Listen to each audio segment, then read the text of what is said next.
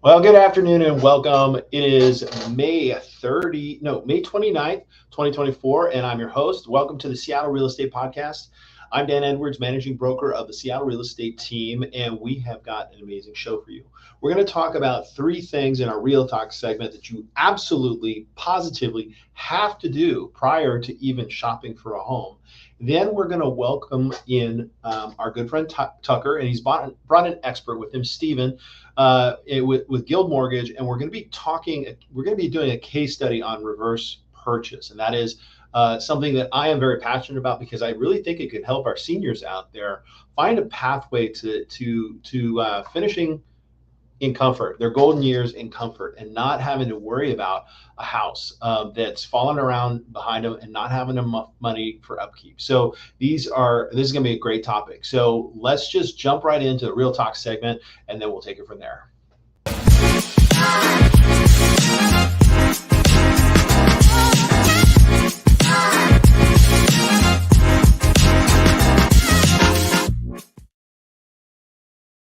Okay, so if you're like me, you have a million screens open, and so my script isn't even visible. I'm just going to go right off script today. But this is one that's been bouncing around my head for a little bit, and really it is about how to be prepared in today's market. And it's not the typical things that you would think of. It is one of the things that we and our team sit down with our buyers prior to really getting started. So there's three things that you absolutely have to do before you get started that are going to set you up for success. All right, so the first one, it's understanding your why.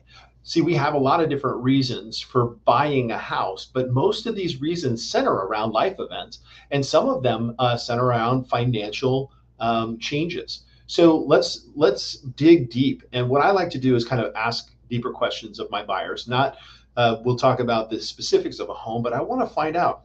Tell me about your family. Tell me about your work. Where do you live? What do you guys do on the weekends? What are some of the fun things that you enjoy outside of working all the time? Are you planning on having a family? Are you planning on retiring? Are you planning on moving out of state? Do you have family locally? Do you have family here? All of these things are part of that discovery process that help us as real estate agents understand how to serve you at a really high level. So make sure if you're beginning your home purchase session to stop, take some time. If you're single, by yourself, think about why. If you're married, sit down with your spouse, go over not the what, that's kind of fun, but the why. Like, what are we trying to accomplish with our finances, and what are we trying to accomplish? Are we trying to find that community we're going to put our roots in? Are we trying to find a place where we can live more urban and free? The more you explore this why, the better the experience you're going to have.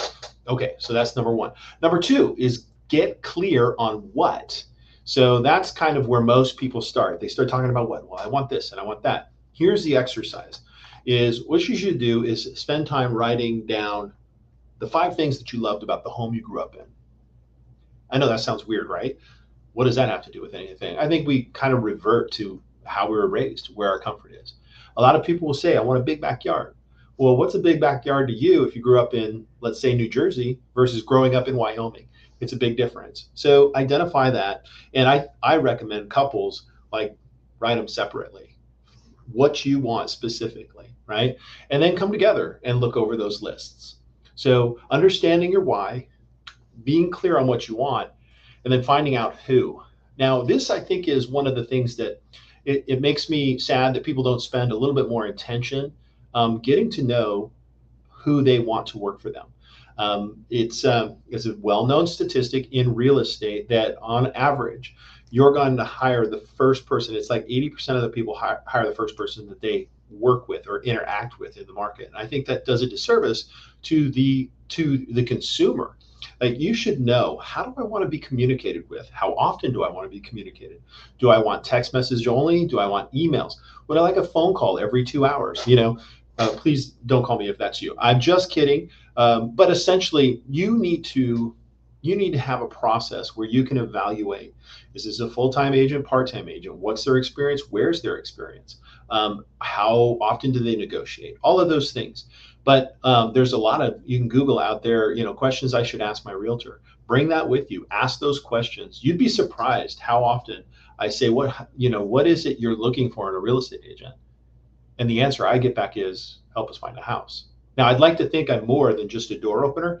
And the truth is there are agents out there. They're just door openers. And maybe that's all you want. I think you always need to make sure that you are clear on what it is exactly, who you want to serve you, especially during one of the most important transactions of your life. All right. So understand your why, get clear on what, and find out who, and then get after looking for homes. So I hope you found this Real Talk segment useful. If you'd like to set up a buyer consultant or what we call a strategy session, feel free to reach out to us. The phone number should be around here somewhere, but that's all right. You can just Google Dan Edwards. There it is. Dan Edwards Realtor, 425-276-7008. I'm super excited for this next topic. We're going to be welcoming Tucker and Steven right after this short commercial break. The pest stops here. Green City Pest Control is your full-service pest solution for all your pest control needs. With an owner with 32 years experience, a board-certified entomologist, and rodent specialist, we do it all. Bats to rats, crawl space, or attic. Call us and we will resolve your problem. 425-413-9700.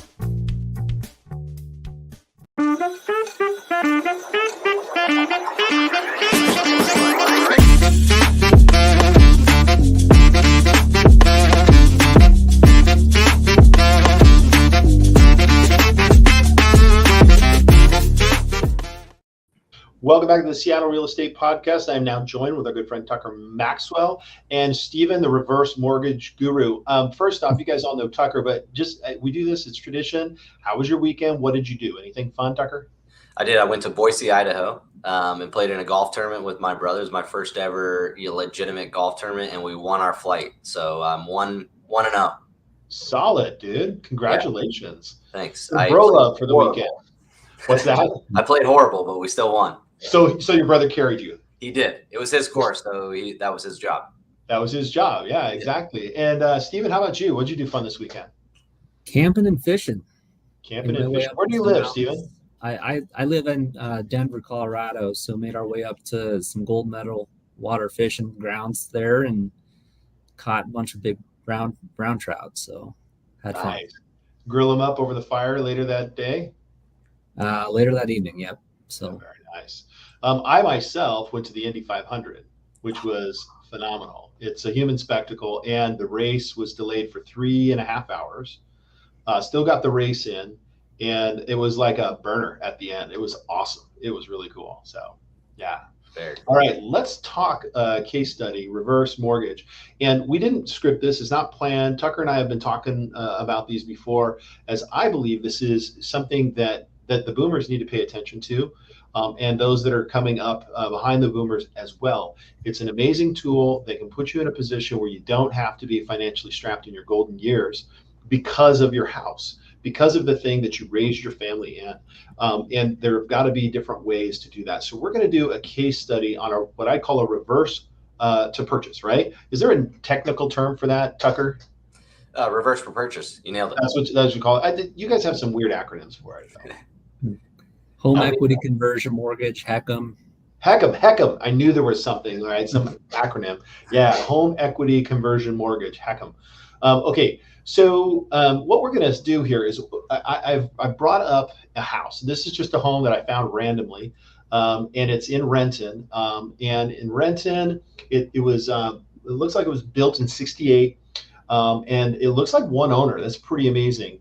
And the current home value is, let's just say it's somewhere around 592, and it goes from 520 to 600,000 roughly. My guess, I don't know. I'm just making an assumption is either it's completely remodeled or it may just be in the same state. One owner, it seems like it could even be a rental. But let's just say in this instance, this is a person that's aging in place and they haven't really fixed it up over the last 20, 30 years. They haven't needed to. They're just living there. So the problem is now this home is starting to cause a lot of problems because they're just not utilizing it. The grass is high, it's all that kind of stuff. And they only use the living room and the dining room and the bedroom, and that's it. And in many cases, what I've found is people that are living in multi-level homes where it's even worse, where they go up the stairs from the garage and then it's kitchen, living room, bedroom. That's it. And the rest of the house is chock full of stuff. So in this case, like the ideal situation would be either a one bedroom townhome condo with little to no exterior maintenance as a part of an HOA. So how do they get there, right? So the first thing we would do is talk about selling this. Session timeout. We're going to continue session. Anything to add here, Tucker? Anything to add, Stephen? I mean, still in the kind of getting the numbers phase. Well, yeah, you are absolutely correct. The thought process would be to downsize, and that's what the primary goal is. But with rates where they're at today, there's a lot of folks that are scared to relocate. Maybe they feel they can't afford to get into those communities that are going to achieve those goals that you're saying. Yeah, and that's right. So I didn't state the problem as clearly. Is what we're finding is people are saying, well, okay, I got to sell this house, and then I got to buy something else with that. And I can't buy anything with that. I can't, because after getting this prepped and ready to sell, it's going to be about $550,000 left, and I want to hang on to some of this money. So I'm thinking 300,000, right? So I've got to take $300,000 and put that as a down payment on something, and free and clear, right? And okay, great. And then I got to make sure I can afford the property taxes. So I'm going to set aside another $150,000, and then I'm getting my pension, or I'm getting my retirement, or I'm getting Medicare, and now I just have just a little bit amount to breathe on.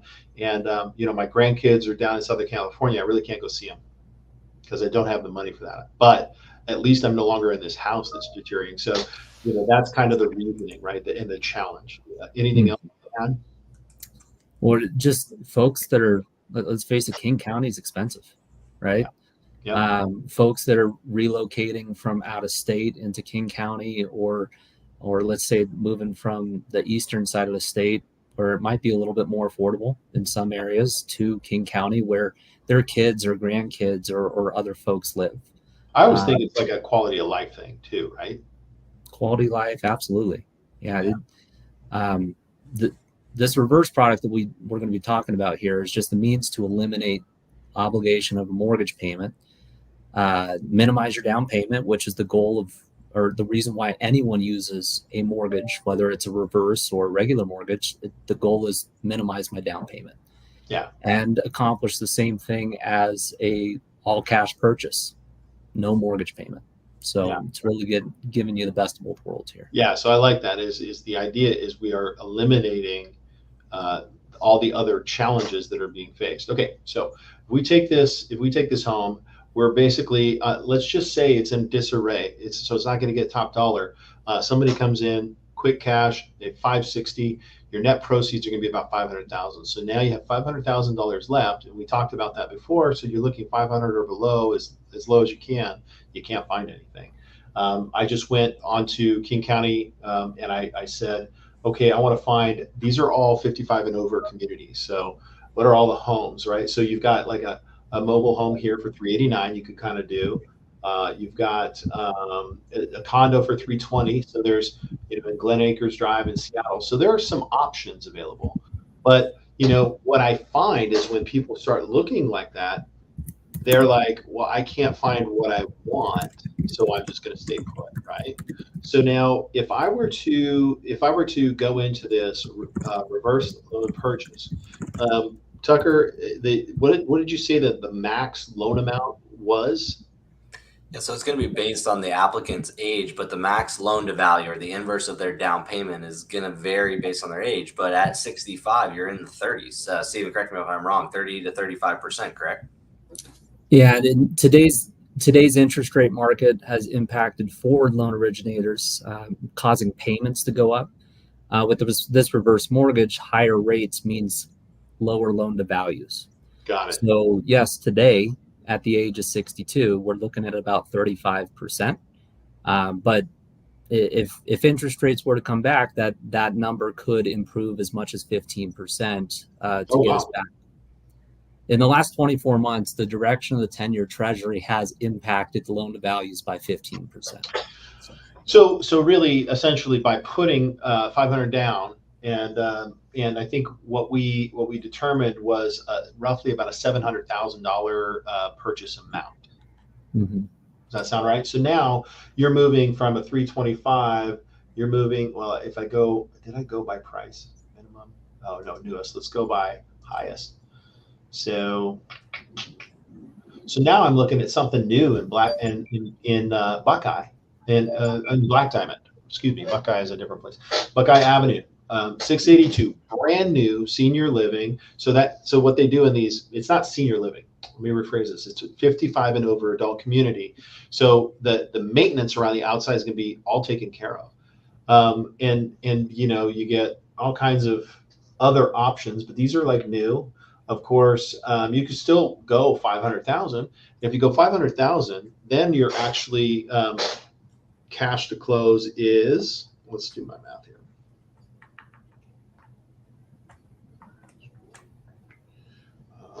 Oops, I put it over there, 67. So 350,000. So does that sound right? Cash to close 350? Yeah, probably minimum down payment of 335 plus closing costs. Okay, so now what you're doing is when they go in and they make this purchase and they put 350,000 down, or what did you say? 335,000. 335,000 minus 500. So they've got another 167,000 that they've set outside of this house purchase. And how much are they paying on a monthly basis to live in this house? So it'd be taxes, insurance, and HOA. So whatever those total there. So taxes, insurance, and HOA. Now, is there a way to wrap the taxes, insurance, and HOA into the loan? There is going to be a way to wrap taxes and insurance in. HOA would always be outside. However, in most cases, people with good credit that are financially savvy that might be considering a move like this would usually take care of the taxes and insurance themselves outside the transaction. Tell me why that is. Well, so with the reverse mortgage, payments are not required. So we approach this as if we're not going to receive a consistent monthly payment, which means that we're focused on taxes and insurance for a client's life expectancy. We need to make sure that there's never going to be a point in time where they could ever fall behind on taxes. Mm-hmm. So if we come to the arrangement where it's a part of the loan transaction, we have to set aside enough to account for taxes and insurance for whatever that client's life expectancy is. Got it. Someone who's 65 might have a life expectancy of 20 years. 20 years times, let's call taxes $5,000 a year. And it can be a pretty hefty set aside. So it's a set aside that you have to do. You have to fund a line of credit that can be used only for taxes and insurance. Okay. So then how, even with our appreciation rates, you can't somehow do something with that? So there is a growth factor with it. So it's not an exact 20 years life expectancy times your present tax bill. But it can be quite hefty for folks, especially in counties where you find some pretty large county tax bills for properties. Right. Yeah, definitely. So then if you're looking at something like this, where we are doing this reverse mortgage, essentially because it's cheaper to do it on the outside, what happens when they stop insurance or stop paying taxes? What happens there? How do we solve that piece of the puzzle? Well, it would really be no different than if the house is free and clear and you stop paying the county tax man. Mm-hmm. They're going to come after their money. Yeah, so that would lead me back to this previous homeowner in this house. He was clearly already paying taxes and insurance. And if I look at his property tax bill, here we go. It is $4,200. So they were already paying that. Now they move into this other one. It's going to be a higher tax bill if they go with a higher price property. So yeah, and it looks to me like, oh, that's right. Are you familiar with this, Tucker? Right here at a certain age, you get a augmented tax base. So, senior exemption. So you could use that as well in this case. So as a purchaser buying a home, having a senior exemption, now they can actually get a senior exemption on this new home purchase too. Mm-hmm. Yeah, and Stephen, if they didn't max out their loan to value, let's say they bring in some of that set aside of 160,000. Let's say they do I don't know, 20% loan to value or something like that, and they also have a line of credit, won't that line of credit be growing with appreciation that they could tap into to cover some of these bills over time? That is correct. So the easiest way to approach understanding the reverse mortgage is that it is just a home equity line of credit. At its core, that's all it is. And with a purchase transaction, the total line of credit is being liquidated. You're using 100% of your line of credit towards the purchase price as a means to lower your down payment. But let's just say hypothetically that you qualify for a $200,000 line of credit with the reverse on a $500,000 property. Well, that means your down payment's going to be $300,000 plus the closing fees. Now, in the event that someone decides that they want to come in with not 300,000 but perhaps 400,000 because they have that cash on hand, that means that they're using $100,000 less of the 200 that they qualified for. So in that situation, you could do a purchase transaction and start day one with $100,000 line of credit because you qualified for 200 up front and only used 100 of it. And then what Tucker's saying here is that the unused portion of that line of credit is growing. It has a growth rate with it. And in our case today, growth rates are around 7.5%. So if you had a $100,000 line of credit at your disposal and you didn't touch it for a year, now you have 107,000. After 2 years, 114,000, 121,000, continues to compound and grow for you. So it's the reverse mortgage product is now being considered as a financial tool for some folks that understand some of the minutia that we're getting into there. Wow. So it should keep up with the property tax increase, Dan, right? Because we know the taxes were 4,500 are there. So even if the tax bill goes up with appreciation, that line of credit is as well. So it should cover that cost. Yeah, it makes sense to me. I think from a standpoint, let's see, can we get three of us? There we go. From a standpoint of,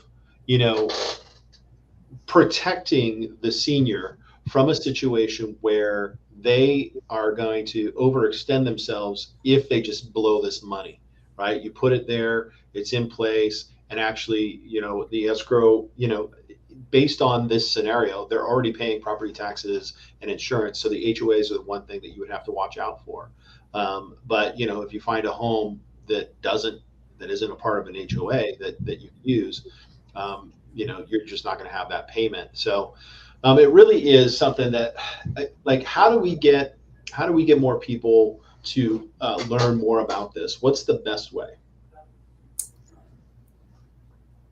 I think we just need to talk about it more. I think there's a lot of myths around the whole reverse mortgage concept. And so if we can overcome those myths and really sit down with these boomers and these senior citizens to understand the myths aren't necessarily true. I think, Stephen, you could probably talk to this, is there's a lot of worry that the bank's going to take the home and there's going to be nothing left over. And these people want to pass a little something on to their heirs. And so, Stephen, can you talk to that misconception of the bank taking the home or owning the home? Absolutely. Yeah, there's a lot of misunderstandings about the product, but the first thing that people need to know is that you need to actually educate yourself on what this loan is today. It's not the same loan that it was 5 years ago, 10 years ago, 15 years ago. It's been around for some time. And the FHA's learned what was wrong about it in the past and have really refined and modified the product to be more conservative. Now, some things that folks don't understand about the reverse mortgage are going to be that you can treat it like a normal loan if you wanted to. It works just like any other loan option out there. You get a monthly statement in the mail.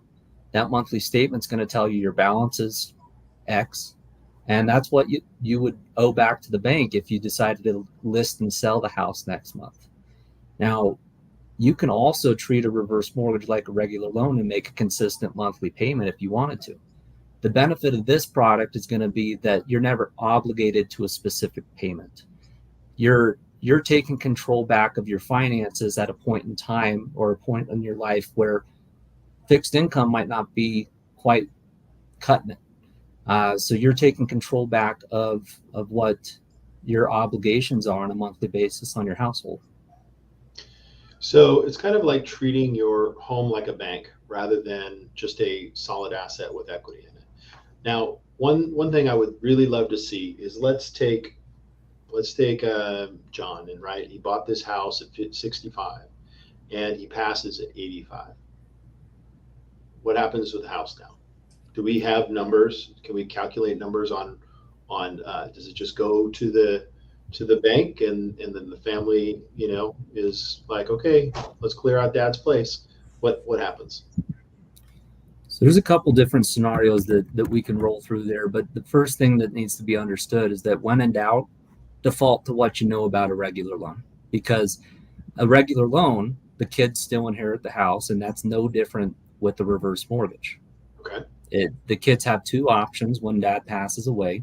Do I want to keep the house? Do I want to sell the house? And if they plan to keep the home, they call up a guild loan originator like Tucker and refinance the note into their name.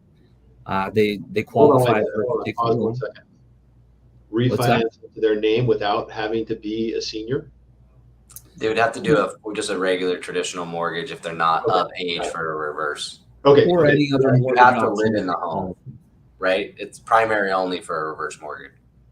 Yeah, I mean, there are circumstances where the kids want to relocate to the property, and maybe the kids are 62 years old, qualifying age for the reverse mortgage. So, in theory, yes, they could refi from dad's reverse into their own reverse mortgage, but they'd have to be eligible. The whatever means there are to pay off the loan, whether that's other assets that dad had, or a mortgage that they qualify for with Guild, Life insurance, maybe, life insurance, absolutely. So, option A for the state is I'm going to pay off the loan, or I'm going to refinance the loan and keep the home. Option 2 would be just to list and sell the house, pay back the balance, and then take the remaining equity as their inheritance. In my opinion, I think the reverse mortgage is a better fit for the estate. Any guesses why? Avoid probate? Well, that doesn't avoid probate. It would be no different when it comes to ownership or distributing the assets that a regular loan. Why? The main reason why a reverse, in my opinion, would be better fitted for the estate is because just like dad wasn't required to make a monthly payment when he was around, the estate is not met with the financial burden of a monthly payment the day after dad passes. Right, it's a regular loan. Oh, I see what They you're saying. inherit the property. They must make a payment every month until they settle the debt. How long do they have? With the reverse mortgage, they have 6 months from the date of dad's passing to decide what I want to do. And then if they're actively pursuing one of the options of listing and selling or refinancing the note, they can get granted extensions to total 1 year to settle the debt. They work from 6 months to a year to kind of figure out what to do with dad's property, roughly. And all while payments aren't required. Oh, that's cool. And that is huge. the nice thing about that. Yeah. And I think one thing to consider too is tax implications. And this is a different topic, but there's always a step up adjustment and stuff like that. So like the sooner you do this, the better the tax ramifications could, because let's say if mom and dad are in this house and say mom passes first, that's highly unlikely. It's usually dad. Then there's a step up basis for the estate prior to sell. And versus selling at say 85, a house that they've had since 1960, and it's going to be a freaking hit. I mean, there's a number of different ways to do it. I've even thought about wanting to talk about building an ADU on the back of a house and doing a reverse purchase on the ADU. And I mean, there's some way more nuanced things that we can get into. But from a standpoint of because there's no payment, and let's say I'm guessing you guys have some numbers. The appreciation will be what the appreciation will be. But your increase in, say, the balance has some kind of actuarial number to it based on the interest rate currently. Is that right? Mm-hmm. So like if we did, like we said, it's going to be 33%. So they're putting, $400,000 down. I can't remember all the math details, but let's say $400,000 is the loan. The max loan balance was something like that. Was that right? At a $700,000 purchase, 400 and something. So we'll send it to you, but it's all going to be based upon age. So someone at the age of 62 qualifies today for 35%, meaning the bank can give you 35. You got to bridge the other 65%. Yeah. Someone at the age of 80, as an example, qualifies for closer to 50%. So their down payment would be 50%. Where will it be in 15 years? So the scenario that I'm looking at over here, we got an 80-year-old client buying a $600,000 house. Down payment's $332. That's the 50% plus the closing fees approximately. And let's say that he's living in the house, not making payments for 10 years. Okay, he's 90 years old. We have to assume what the nationwide average is for property appreciation. This is definitely low for King County, but 4% is about the nationwide average since they started keeping track of it. So house value today is worth 600. 10 years from now, they're projecting, given regular 4% property appreciation, house is worth about 888. Okay. Now that client started with a loan balance of 289, didn't make payments for 10 years, keeping that money in his pocket, improving his quality of life, making sure that he can afford prescriptions, what have you. Not be a burden on the kids is a big deal for this age demographic. That loan balance, travel help with college tuition for grandkids, all those things that they want to do that they're not necessarily able to do. And so 10 years of no payments to accomplish all these things means that the loan balance is basically doubled. It's now 562. Okay. But if the house is worth 888, kids inherit, pay off the 562, they still have 325,000 left over to take with them as their inheritance. Yeah, and it started as much less than that, and that's with 4% appreciation. So it's the money didn't really go anywhere. Exactly, and that's the misconception. People think that it dwindles. Yeah. Well, cool.